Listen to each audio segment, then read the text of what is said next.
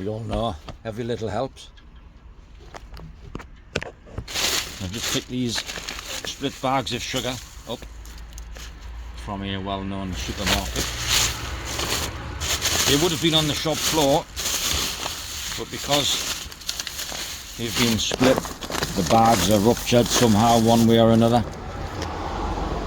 They can no longer be sold. And for the branch, Beekeeper's branch, we work well with a local food distributor, and because of the position and all, or my position within the branch and also with the business, I don't want to be seen to be taking advantage or benefiting from it. So everything that we collect is kept separate. So there's business donation sugar and there's branch donation sugar. So what I'm going to show you here is quickly just how we mix it. This is a 210 litre water butt, as you can see, and it has a submersible pump in the bottom of it, and also we use a plug-in immersion element. Now the pump, I've had that, it's a Grundfos pump. It does 11,000 litres a minute, or 11,000 litres an hour, or just over, and I've had that for over 20 years and I've never had a problem with it. If you know me from a previous life, I'm a plumber and I'm gas registered by trade, so this has been used massively over the last 20 years plus.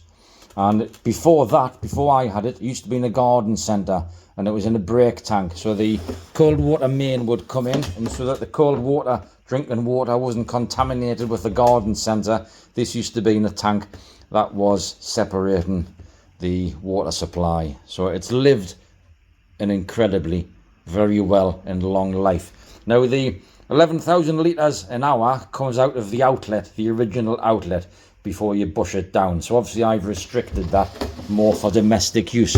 But at the moment, what I can do with it, and what I do, is I jet water down to the bottom there, and it circulates it in the bottom of the tank, and it doesn't settle.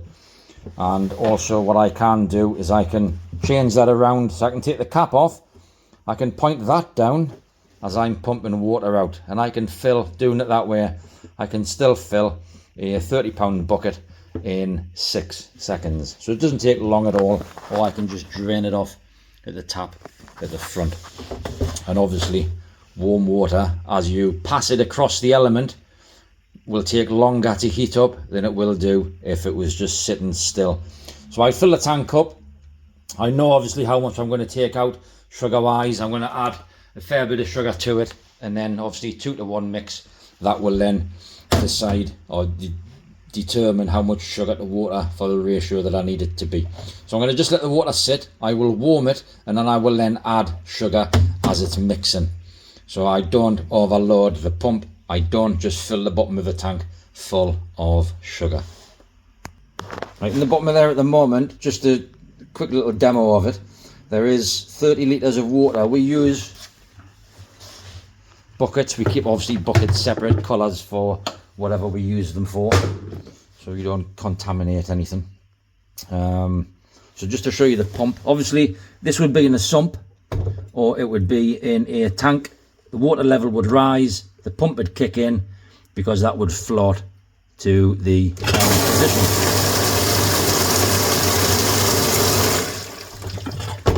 As you can see. So with this I can turn it up, down, sideways. I can have it pointing straight down again. I'm obviously going to introduce air to it, which is going to circulate air through the pump, because I'm going to break the surface of the water. Now if the water level was above that, I wouldn't be introducing air to it.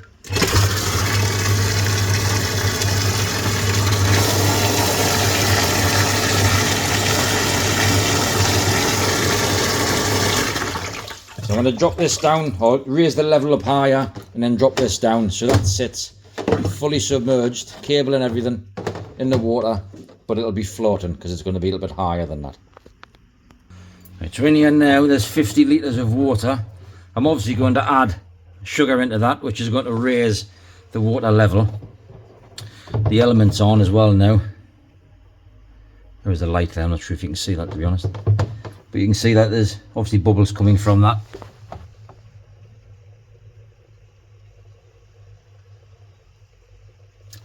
So that's just gone on. That's going to warm that water slightly. I'll let it sit there and just do its thing before I turn the pump on. A little something.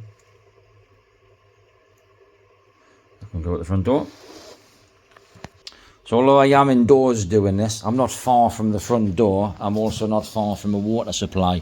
But what I can do, if I need, or just one thing as well, that's, I think it's 2.6 kilowatt, that element. So if you're using extension cords, just uncoil them as well before you put it in or plug it in, because a coiled extension cord will get hot. So yeah, with it being just a water butt, 200 litres, what I usually do then is I will fill up homebrew barrels. I can obviously carry these, I can lift that straight on top of a box, open that, and then it empties. So the size of the tank doesn't really matter, it's what you carry it in that makes the difference for when you get to site. Now with the water butt being as it is, I can clean that out, and I do. Obviously you can see it's clean, it's been used before. And with that I can store everything in here, I can put everything in there, I can transport everything. So if I'm going to a site and I have access to a water supply, I can take the whole thing with me and I'm not overloading the van or the trailer or anything else. Now in that box there is 100 kilo nigh on of sugar, so I'm going to empty this one into the barrel. 50 litres of water, 100 kilo of sugar. But for now though, just to show you, I'm doing everything one-handed, which can be a little bit tricky.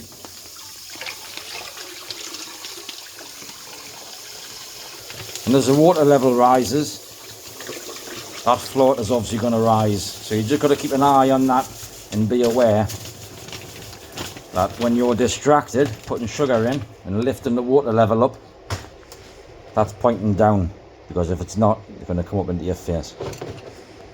Right, there's 15 kilos of sugar in the bottom of there now. Now this hasn't yet risen high enough to kick in, but you can obviously slide that through that cable tie, or I can slide that through that cable tie, and then it just adjusts the responsiveness of that float. So this is 15 litres now, warmed water, just circulating.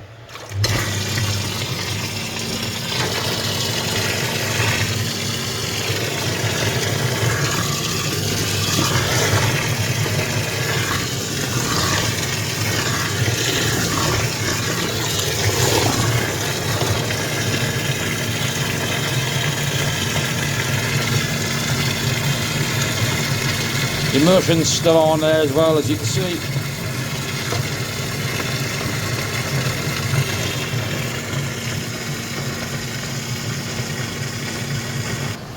So in here now there's probably 25 kilo of sugar.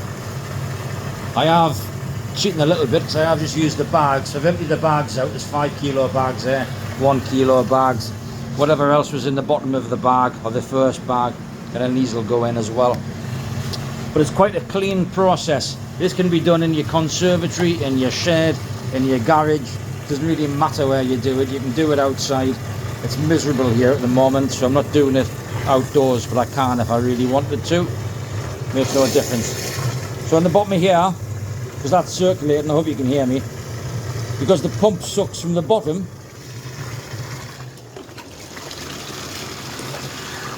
there's very little I know that'll be sitting on the bottom of that tank, and if it was, I can just move the pump around and I pick up from the bottom, and there's no crunching.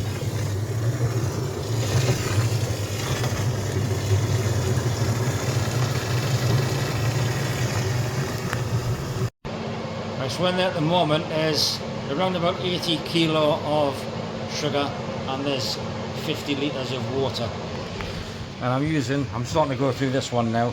I'm using just a little paint kettle and just off full, if you can see that. It's just over 1 kilo. So nothing fancy, just keeping it simple with one hand. So I need 20 more of these.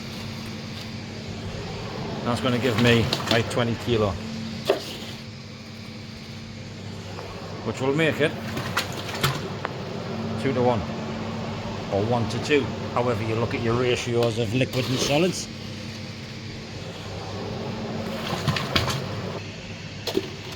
You can't quite see the depth of that, but it is a big chunk gone. And with the sugar, I'm going to show you this, and I've just realised I'm in portrait mode, not landscape, and I'm going to have to put this on YouTube, so I make no apologies for that, but sorry. Just the way it is, different social medias. Now you can see here, there are little pieces of something floating just on top of the water. The bees don't worry about that. I don't care about it. I'm not really bothered. But what has just happened is a piece of paper has gone down through here, through the pump, and just spilled everything out. But things like this, I'm not really worried about. Now, credit to those that we get the sugar from. They really do look after us, and they are very meticulous, and they give us nice clean sugar. And there's nothing wrong with it, to be honest. It's purely because the bags have been split, they're damaged, and they can't be sold. We use a wire mesh for our screen boards, travel screens and other things, etc. The vents to replace on top of the rooftops, crown boards, whatever else. So that I can just use as a makeshift scoop, or I can just go out in the kitchen without being lazy and just go and get a sieve or a strainer and just take all those bits out. But that I'm just going to leave now to circulate, go and do something else, so it's not really costing me any time.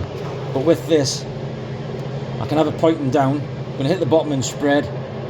I can have it turned sideways and it just spins around, or the water obviously swirls around, but it does behave a little bit like a jet ski, or it can, and it'll move on its own. But it'll find its own position and then stay there. But if you leave it unattended, don't think, oh, I did what you said in the video and look what happened. Because if that tips over and that spins around,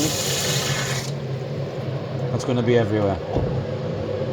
So just be careful leaving this unattended. The immersion is still on. Lights on there, and I put it somewhere. Obviously you're going to get warm water at the top, cooler water at the bottom, a little bit of stratification in the tank or the water, but that there at the moment 31.5 degrees, 37 or 31.8 now. So that'll go up a little bit, maybe a bit more, and then I'll just knock that pump off, or the immersion off, sorry, and then just leave the pump to circulate that warm water. That'll do no harm at all to the temperature of the sugar. But the mix itself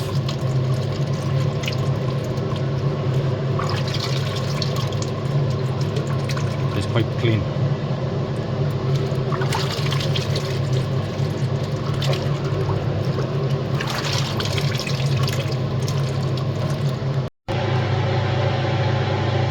That's on 43 degrees now, that immersion, so I'm going to leave that. I'll turn it off because I'm pretty much done, I think. Pump's still running because it's plugged in separately, but what I will say again is if you have a coiled extension cable and you're running appliances, especially something like that which has a high demand or high draw for wattage, kilowatts, you need to unwind your extension cable because it will get hot. Let me knock the pump off, which is plugged in there. I don't want to climb over everything, fall, and then for you to see me on my back. So the pump, that's all nice and clean coming out of there.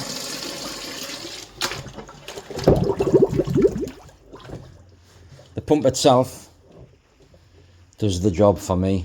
Now what I can do is I can attach a hose to that got one over there, and I can run a tap to it so I can empty it as I am actually filling it back up again, and it just keep on churning it out.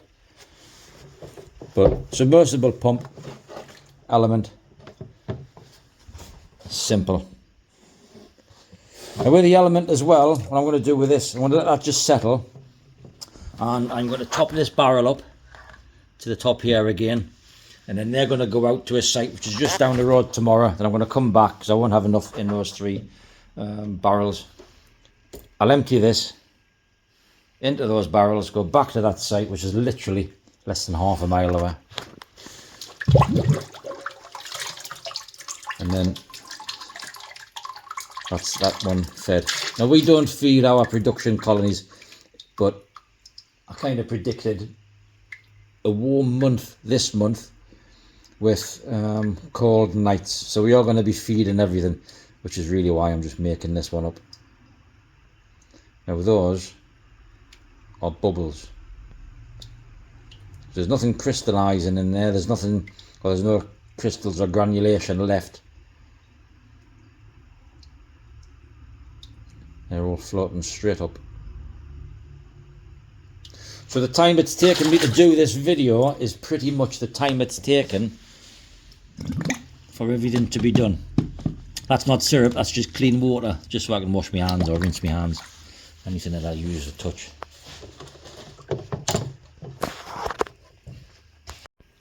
Just one last thing though. If you're disposing of bags of sugar or sugar bags, and you throw out for recycling 100 bags a week, 200 bags, 300 bags every fortnight, someone who's going to be keen will look at your bin and think, again. And you may be considered to have a commercial venture going on, because nobody, domestic wise, as a family, would use 200 bags or 200 kilo of sugar every fortnight or every week or however long you, whatever period of time. So unless you have a facility to take the bags back, then just be careful as to where you get rid of it and dispose of it. But really, again, I can't stress enough, unwind your extension cables, especially if you're using an immersion. What I can also do with this, just while we're on it, I can do this. If that's cold, or if it's been sitting in my van and it's not warm enough, not pleasant, I can take that lid off and I can put the immersion inside there, warm that. If you get, and you do sometimes, get a little bit of settlement at the bottom, or it may start to crystallise again if it's been there for quite a while, I can warm it back up again and put that straight onto the colonies. Just make sure when you're finished with everything, you wash it thoroughly, because it will set back to sugar again, especially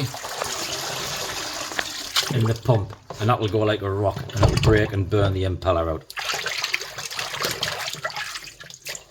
You don't need to have masses of equipment, you don't need to have a large scale operation going on for you to make a simple syrup mix. I would love to have an IBC out the back with a big water pump on the bottom, or a boat bilge pump, pumping water into the containers in the back of my van or on a trailer, and off I go into the dust, feed all the colonies, come back, I've got to do it all again. I can make this just enough that I need for when I need to do it, and I can transport this to where I need to make it. And it's not taking up any space, because I can actually use this as storage. So I hope that's helpful for someone. That's pretty much it really from me. Cheers.